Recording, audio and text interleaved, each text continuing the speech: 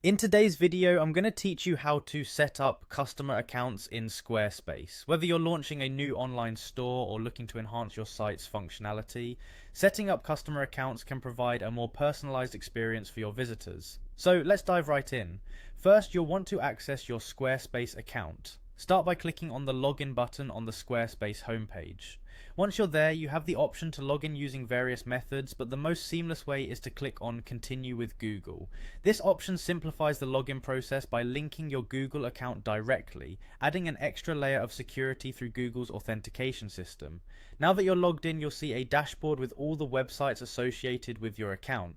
Click on the website where you'd like to set up customer accounts. This will take you to the main administrative area of your chosen site where you'll make the necessary changes. Next, we need to head over to the settings section, so let's go ahead and click on settings. You can find this option on the left hand side of your dashboard. This is where you can control many aspects of your site's configuration, so knowing where it is located is key, not just for setting up accounts but other site setups in the future as well. Now that you're in settings, you'll want to look for the selling section.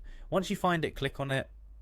The selling section handles everything related to the commercial aspects of your site, which includes everything from your store settings to payment gateways.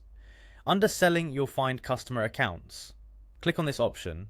This is where you'll be able to manage the settings relating to customer account creation, enabling key features that allow customers to register, log in, and manage their preferences directly on your site. When you arrive on the customer accounts page, the main task here is to enable this feature, so go ahead and turn on customer accounts.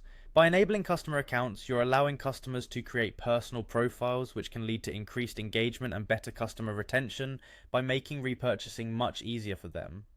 Once customer accounts are turned on, don't forget the final crucial step, which is saving your changes. Much like other software platforms, ensuring that you click on save is critical so that all your new settings are updated and applied to your website. And there you have it.